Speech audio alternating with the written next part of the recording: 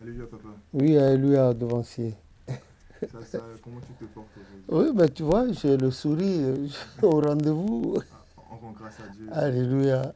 Papa, j'ai discuté avec quelques collègues aussi, des chrétiens célestes, et ils me disaient que souvent dans des songes, ils s'aperçoivent avoir peut-être souvent des relations sexuelles avec d'autres personnes, mais dans des songes, ils s'aperçoivent dans des postures incompréhensibles. Et ils me soumettaient cela. Moi aussi, j'étais un peu embarrassé à cette idée de. Et j'aimerais savoir ton avis par rapport à ce genre de songe. Est-ce que c'est spirituel? Est-ce que c'est un sens, une origine? Est-ce qu'on peut stopper ce genre de... Oui, mais bien sûr, c'est spirituel, mais négativement. Négativement. Mais vous n'avez rien avec la personne, et puis c'est dans le songe qu'elle choisit de venir s'accoupler à vous. Bon, Exactement. forcément que ça doit avoir quelque chose de diabolique là. Voilà. Bon, je sais une chose.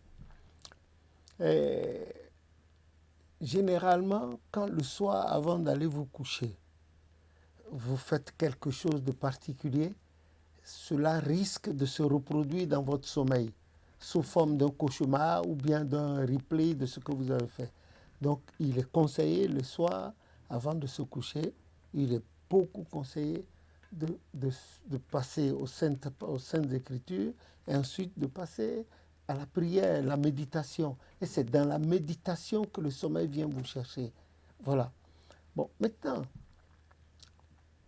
c'est des choses qui arrivent très souvent. C'est le phénomène de succube et d'incube, dit-on. C'est des Les- esprits. oui, qui viennent et qui cherchent à s'accoupler avec vous pendant la nuit, si vous êtes une femme ou bien un homme. Et il y en a qui prennent plaisir à ça. Il y a certains hommes qui prennent tellement plaisir à ça, parce que la femme qui vient s'accoupler avec eux dans le sommeil, très souvent, c'est de belles créatures qui ont de belles formes. Bon, mais derrière, quel est le cœur qui est là? Est-ce un cœur d'homme ou bien le cœur d'un esprit maléfique? Chez les femmes aussi, il y a des femmes aussi qui aiment ça et qui préfèrent mieux cela à leur mari. Et il y a des esprits qui viennent parce que là, l'esprit vient faire l'amour avec l'acte sexuel avec elle et puis elles sentent que le sexe de cet esprit est plus, plus énorme que celui de leur mari et elles prennent plaisir. Quand le mari les prenne, quand le mari prend une telle femme comme ça, elle a hâte de voir le mari faire ce qu'il doit faire et quitter et que l'autre esprit vienne. Mais Et est-ce que cela a des répercussions dans la mais vie? bien sûr, mais bien sûr, mais bien sûr, mon ami, bien sûr, c'est le phénomène de succube et d'incube, c'est des possessions, c'est des esprits de possession, des esprits familiers. Il faut se soumettre à une délivrance, une autodélivrance. Ah oui, sinon ça ne peut pas marcher. Dans la plupart des cas qu'on a connus par le passé, selon mes expériences à moi, l'homme qui est habité par de tels esprits n'est pas forcément un mari parfait, n'est pas forcément un bon mari malgré lui n'est pas forcément bon. Ces esprits, des fois, on voit la prostitution, l'homme à la prostitution, la femme aussi à la prostitution. L'homme change de femme autant qu'il veut. La femme aussi, bon, elle n'arrive pas, ce n'est pas de la nymphomanie, mais elle n'arrive pas à se maîtriser. L'homme devient, disons, sans le vouloir, un cesse maniaque. Il est toujours avec les femmes. Et c'est rare que de telles femmes, de tels hommes gardent des femmes à la maison qui soient mariés d'une femme et que la femme reste. Non. Et c'est rare aussi que des femmes habitées par de tels esprits puissent être mariées. Ou bien si elles sont mariées, elles sont des femmes adultères. Elles ne le font pas, elles n'en sont pas conscientes. C'est l'esprit, la présence de cet esprit en eux et en elles qui les conduit à de tels actes, d'où la délivrance. Effectivement, dans l'église du christianisme céleste, ça se fait.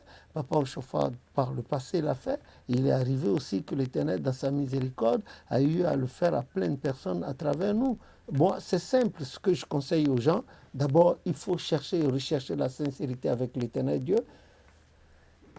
Il faut, parfois, on peut étudier celui-là qui est conscient, qui n'est pas d'accord, dont l'âme rebute ça.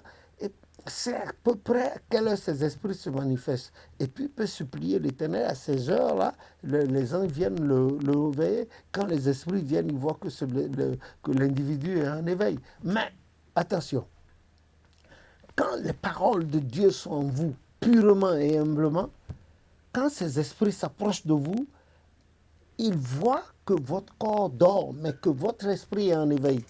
Alors ils ne peuvent pas attaquer.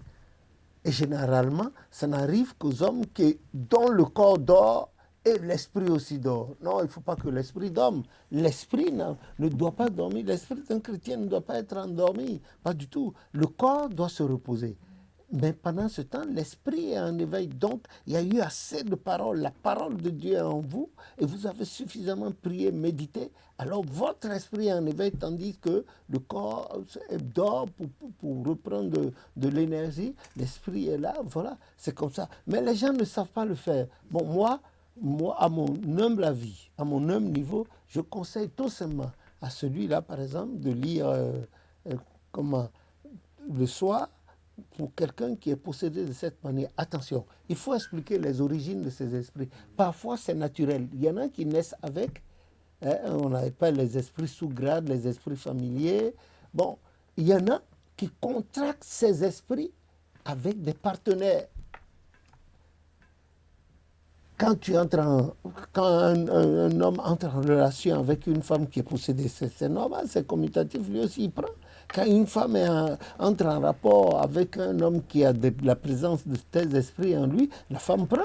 C'est comme les MST, les maladies sexuellement transmissibles. Voilà, ceux-là, ce n'est pas des maladies, mais c'est des corps, des échanges à certains niveaux qui sont réellement maléfiques pour ceux qui en sont victimes. Voilà.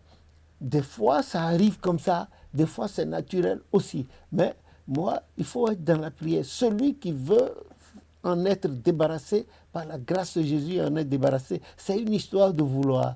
Et la délivrance, on n'a pas forcément besoin de quelqu'un pour se délivrer, pour être délivré. Non, l'individu peut être délivré parce que le Christ est mort pour cela. Voilà, c'est le système négatif que le Satan, ce mythe-là que le Satan avait déjà mis sur la terre. Voilà pourquoi dans Genèse 6.3, le Seigneur dit que son esprit n'habitera pas toujours dans l'homme, hein, parce que le corps de l'homme est tourné au mal. Quand tu vois, on dit qu'en ce moment, les anges déchus prient pour filles et pour femmes, les filles des humains. C'est normal, rencontre esprit et puis, bon, ça va donner un truc négatif. Voilà, donc moi, généralement d'abord, primo, je demande à l'individu, vous voulez être délivré? Eh bien, il ne faut pas forcément compter sur le devancier ou la devancière, non. Commencez par vous-même. Vous commencez par vous-même. Et puis, ça continue. Vous commencez par vous-même. Le soir, vous entrez dans les versets bibliques correctement et sincèrement et avec humilité. Vous suppliez l'Éternel. Et puis vous allez vous coucher ou bien vous encenser, etc. Et vous parlez avec l'Éternel à travers la méditation et puis ça y est. Ou bien, vous pouvez prendre un peu d'eau avec quelques gouttes de parfum là-dedans, un peu de sable de l'oratoire que vous appelez par écart de langage, au lieu de jardin de prière, ils appellent ça parvis. Et puis le psaume 24 là-dessus avec le Saint-Nom Jean-Michel. Voilà, c'est tout. Et puis ça, vous l'avez. Ça, je m'adresse aux chrétiens célestes et aux chrétiennes célestes. Vous l'avez, vous faites très attention à ce que vous faites. Bon, généralement, les gens ne font pas attention à leur mode vestimentaire. Ça attire aussi ces esprits. Quand vous prenez une jeune fille qui adore le maquillage avec les cheveux des gens qu'on amène du Brésil ou bien des Indes, les cheveux des gens qui sont morts, mais c'est normal que ces esprits-là vous visitent. Et le maquillage à outrance, et puis les ongles, tout ça, et la manière de s'habiller, c'est normal. Si vous n'êtes pas modeste dans votre habillement, ça va attirer des choses. Idem aussi pour les hommes, même chose. Il faut être très simple dans l'habillement, très simple parce que l'aspect extérieur révèle la teneur de votre foi. C'est ça. C'est des esprits qui existaient depuis tout le temps. Et puis, quand vous prenez Matthieu 12, 43, vous avez vu ce que l'Esprit dit là.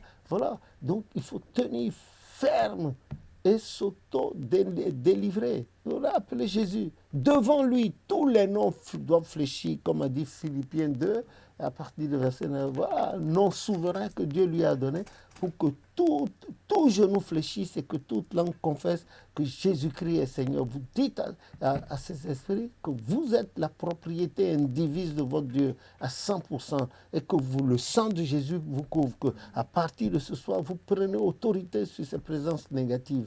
Voilà. Parfois, quand l'individu mange trop gras, le soir, exagérément aussi, dort, voilà, il dort, l'esprit aussi dort, bon, ces esprits ont le temps de venir. C'est pour ça qu'on les appelle esprits malins. C'est ce que je peux vous dire. Hein? Que le nom de l'Éternel soit béni. Voilà. Donc, en attendant qu'on passe à autre chose, bon, si vous voulez compléter, ou bien on va voir tout à l'heure au nom de Jésus. Bon, c'est des esprits qui font des ravages, hein, surtout maintenant, là. Ah, il ne faut pas faire la débauche. Ah non, sous n'importe quel... il faut éviter la débauche, il faut éviter la colère, parce que ces esprits-là, ils farfouillent partout. Que le nom de l'Éternel soit béni, que le sang de Jésus nous couvre entièrement et nous délivre des affres de ces esprits. Au nom de Jésus, notre Sauveur. Amen.